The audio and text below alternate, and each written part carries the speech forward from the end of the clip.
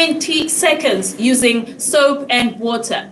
But I am going to be using a sanitizer. You can use that as well. As you know, we are still facing coronavirus, all right? Now that our hands are nice and clean, we can try out this experiment.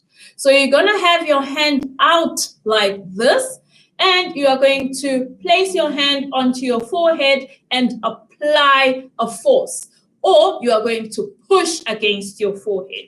So let's all place our hand onto our forehead, and I'm going to count you down to push against your forehead in 3, 2, 1.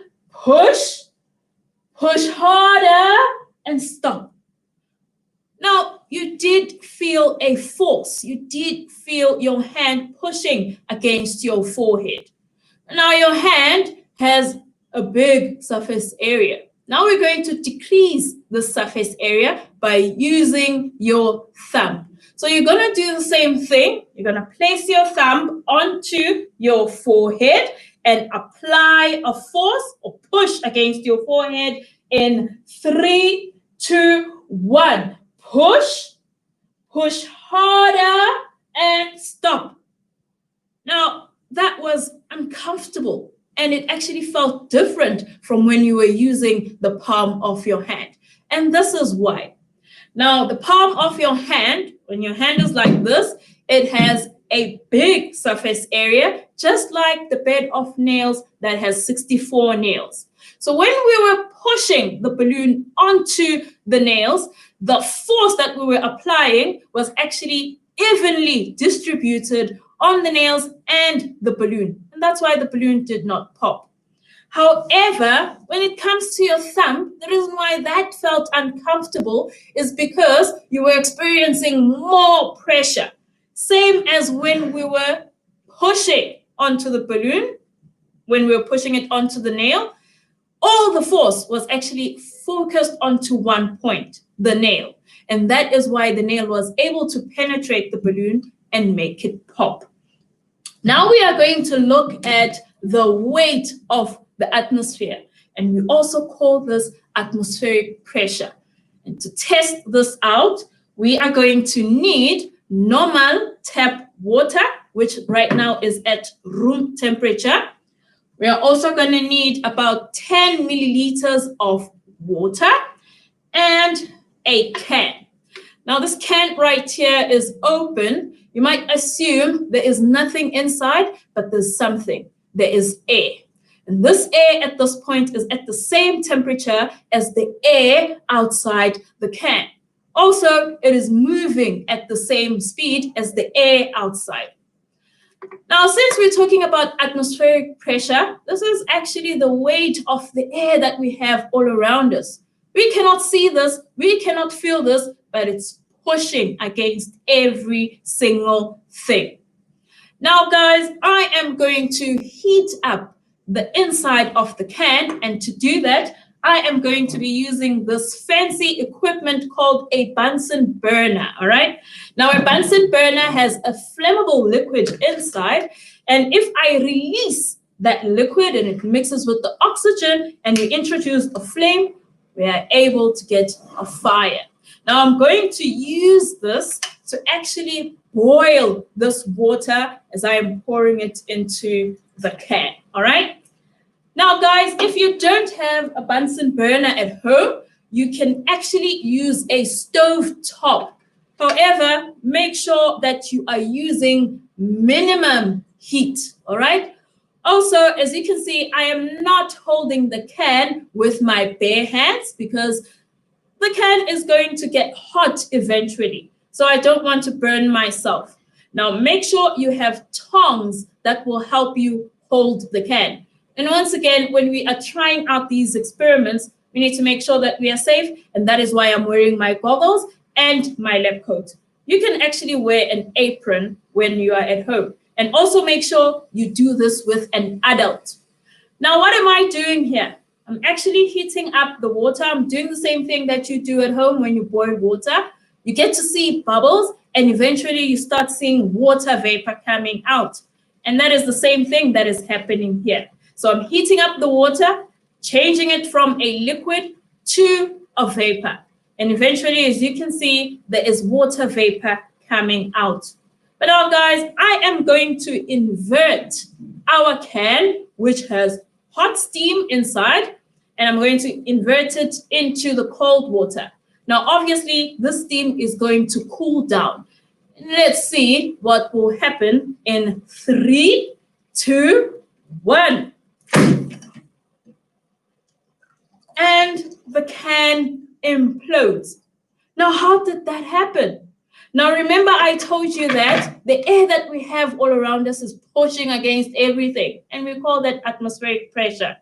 Now, what happened here is when I changed the water into steam, the steam particles were moving around very quickly, and they were exerting pressure in the insides of the container. But once I cooled them down, they quickly came together, became sluggish, and they changed back to water. Now, at this point, they are unable to exert pressure on the insides of the container. But now in nature, we always like things to be balanced out. We cannot have a high pressure and low pressure. Now, since these particles were not able to exert pressure onto the walls, we were having a low pressure inside the can. But now, since I inverted the can and closed the opening of the can, the air outside, since it wanted to rush in, it couldn't. So therefore, it actually crushed the can. All right. Now we are going to move on to another experiment on pressure.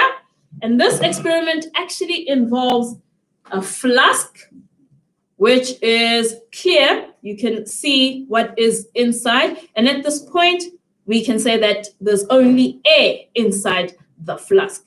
The air is at the same temperature as the air outside, and it is also moving at the same speed. Now, what I'm trying to do with this experiment is try to get this balloon, which has water inside, into the flask without forcing it or even popping it. Now, as you can see, when I place the balloon, it does not go in. Even when I try to push it in, it does not go in. But now what can I do? I can try to do the same thing that I did to the can by actually introducing a high temperature, all right? And to do that, I am going to use this piece of paper. I'm going to light it up, all right?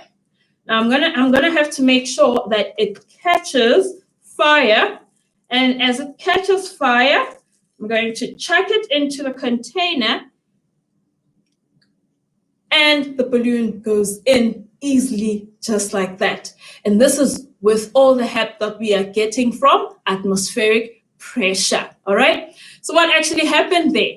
When I heated up the piece of paper and I throw the paper inside the container, that fire was able to heat up the air particles. Now, when it heats up the air particles, they get to move very quickly and they exert pressure in the insides of the container and also the balloon that is on top. But the moment the fire goes out, these air particles actually start coming together. And as they come together, they are no longer able to exert pressure. And therefore, the high pressure that we get from the outside will actually squash the balloon. This is in turn the air trying to go into the container to balance things out. And this is how our vacuum cleaners at home work. When you plug your vacuum cleaner onto the socket, you start hearing a very loud sound, and that is coming from a fan at the back that is driving air out of the vacuum cleaner. As it drives air out of the vacuum cleaner, you get low pressure inside. But now, since there's high pressure outside, the high pressure will start going into the into the vacuum cleaner. As it goes into the vacuum cleaner, it takes dirt together with it, all right? Now, guys, we are going to look at pressure chemically. We were looking at pressure in terms of physics, but now we're going to look at it chemically.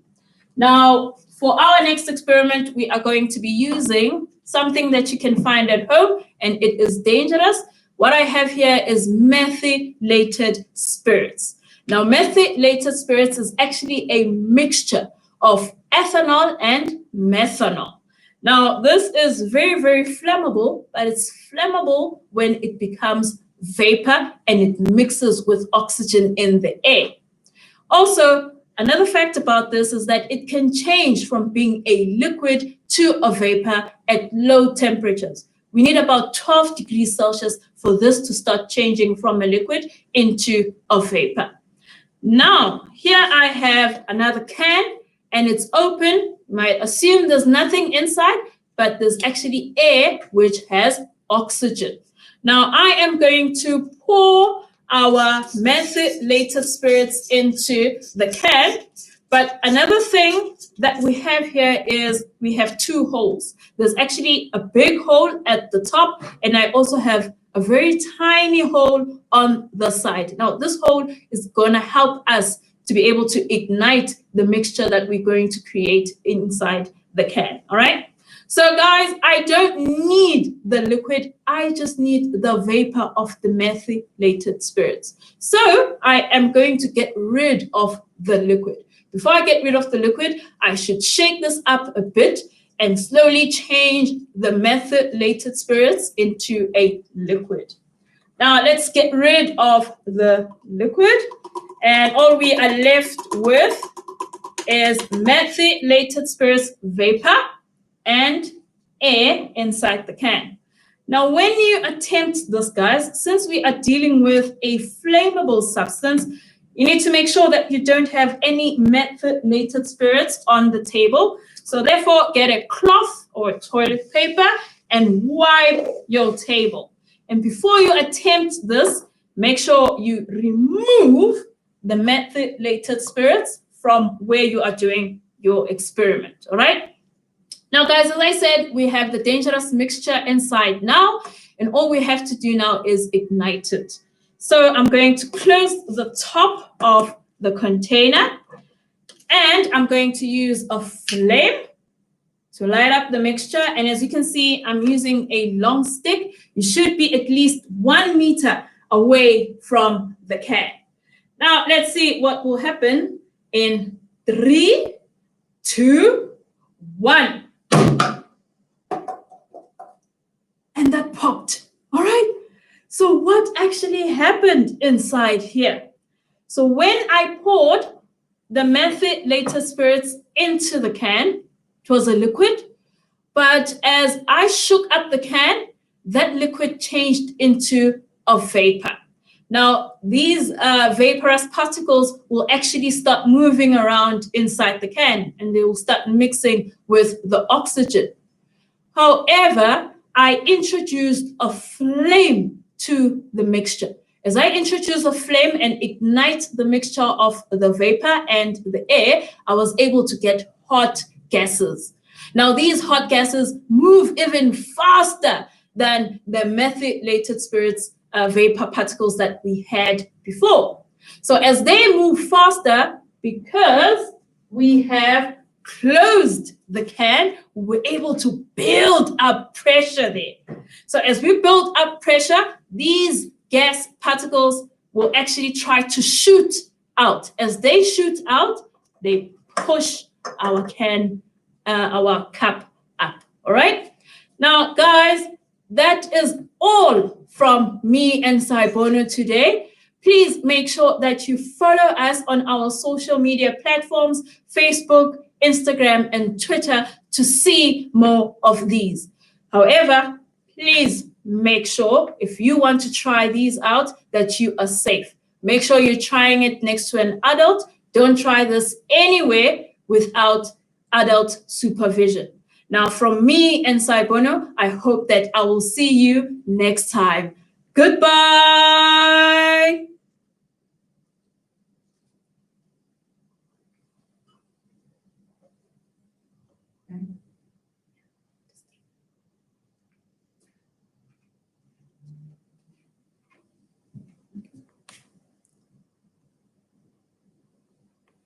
Video is here, right?